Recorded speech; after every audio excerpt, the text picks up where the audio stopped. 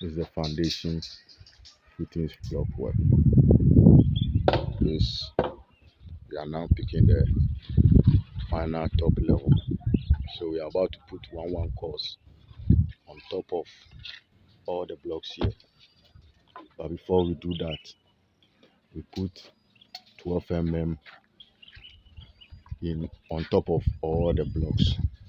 As you can see from here, there is a 12 mm reinforcement, or is going through the column reinforcement, which we have 16 mm and 8 member in each of the columns. But we still have to put one just to be double assured. Even the foundation itself is able to withstand any pressure that will come on it, but because of the volume of the filling material that is coming here, we feel like to be double assured, we put one reinforcement throughout, going through the columns all around before we put the final top level of the block work. After this, we put in another ground beam all around for to do the oversight concrete. So this is a temporary structure we are constructing on site.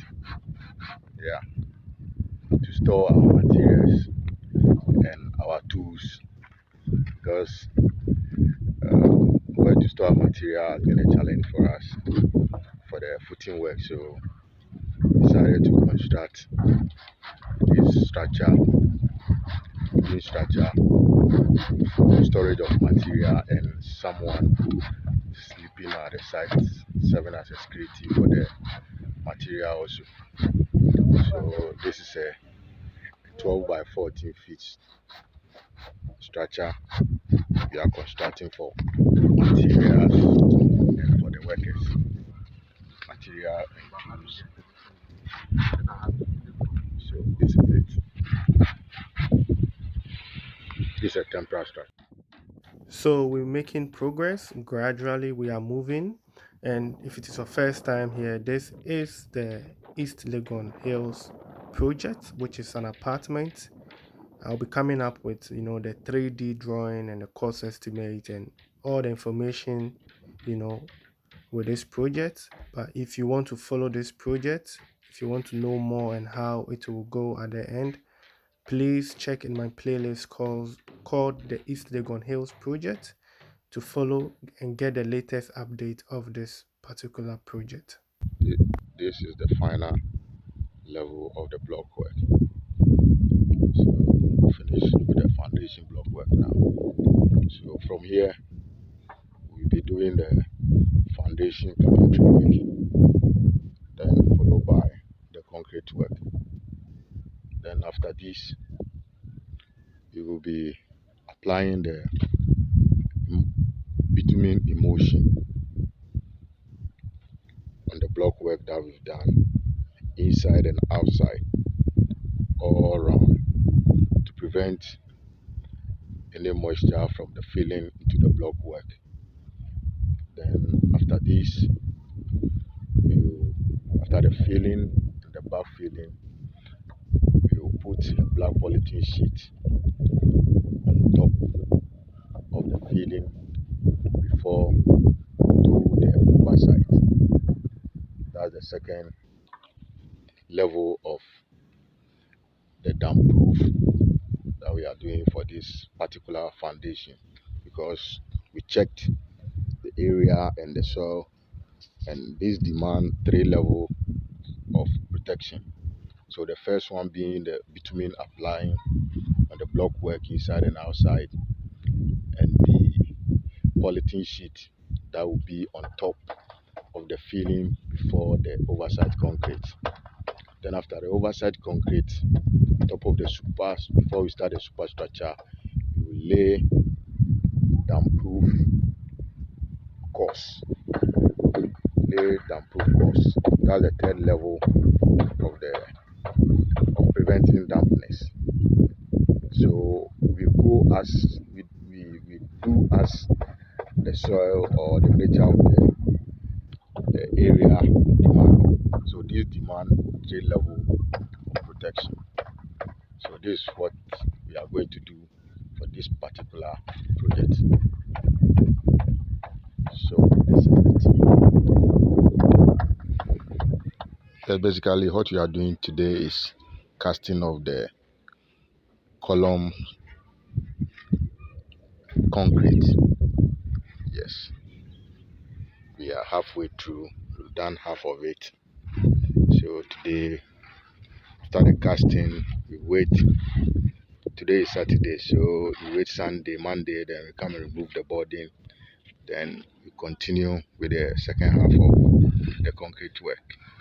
We do this basically to cut costs for the client so that he will not be buying more power balls for the columns concrete, because at the end of the day we'll be cutting the balls that we are not going to use again. And this is also our wooden structure, or basically temporary structure on site for storage of material, and also if some of the workers want to sleep on site, this is the structure we have for them. So this is it for today's work. So you've heard it from the foreman himself, giving you all the updates and what they are doing. They are the professionals. So if they speak, then I just have to just give you some tips and give you something based on my personal experience. That's what I share here on the channel. If you need more engineering tips and stuff, I'm talking to them. Very soon they will be coming up more to share their experience in construction. So, as he said, the update has been on focusing on the security post, the temporary security post, which we just want to keep our tools there, because when we are done with the foundation concrete casting, the block work is going to be massive. It's going to be with speed. As we always say in this, on this channel, we have a supplier. So when it comes to those works, it really goes really fast. So some of the guys would like to sleep around to get the work done and faster. And that security post is just in case of emergency. There is a rain or something, at least they can go there to hide until we are done with the first decking, and then they can sleep there. We also have a strategy why we have to put up this.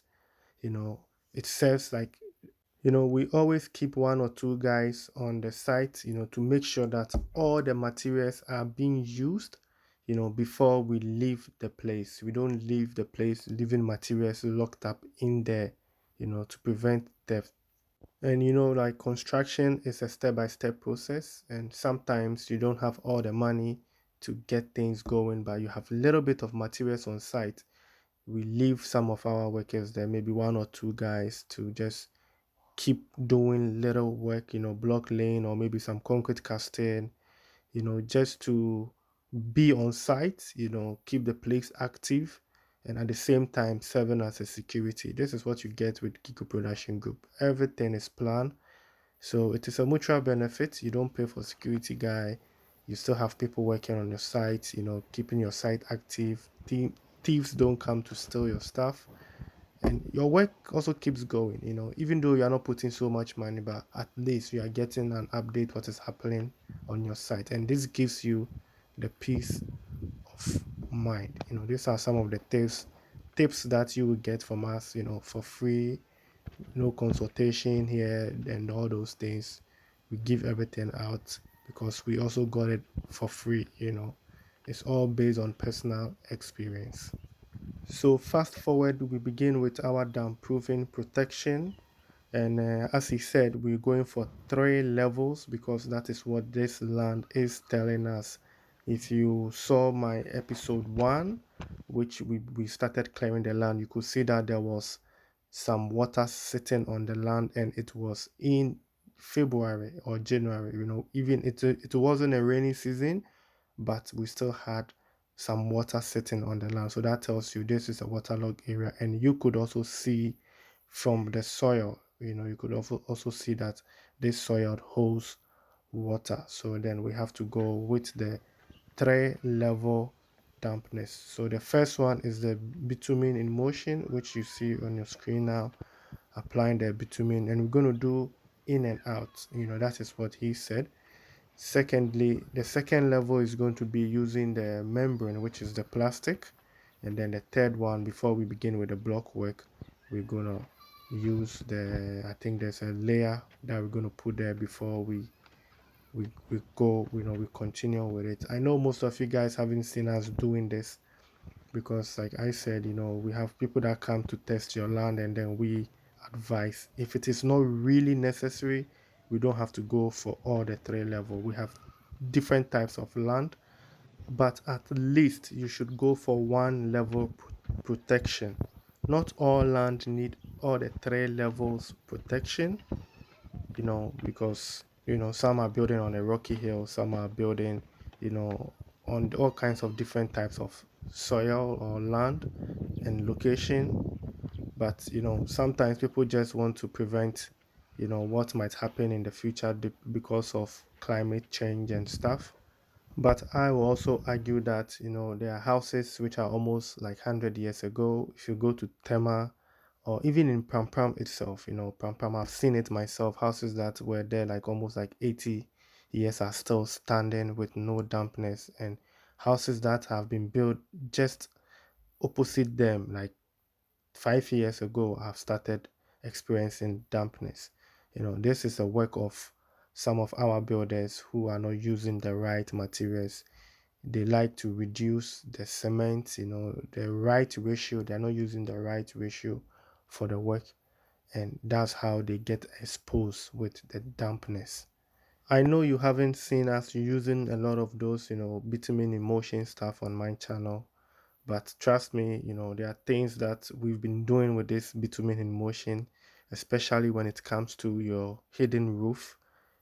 This really helps a lot with leakages and stuff when you have your hidden roof done and all those things. I believe in step-by-step process. So with time, I will share all those information with you. It's not all the project that we are working on that we are allowed to put here on the channel, and that's why sometimes it's challenging to share those things with you and give you tips on that. I can just talk about it, but if I don't show you how it is, it's difficult to also implement and apply it, with your project. But I believe with time, we'll have more personal projects, and some people will allow us to put it out there, and then we can show it to you. Thanks for staying with me to the end once again. I really do appreciate your time spent here on the channel. Please don't forget to like the video, subscribe to the channel, and I'll see you in my next episode. Look, do it.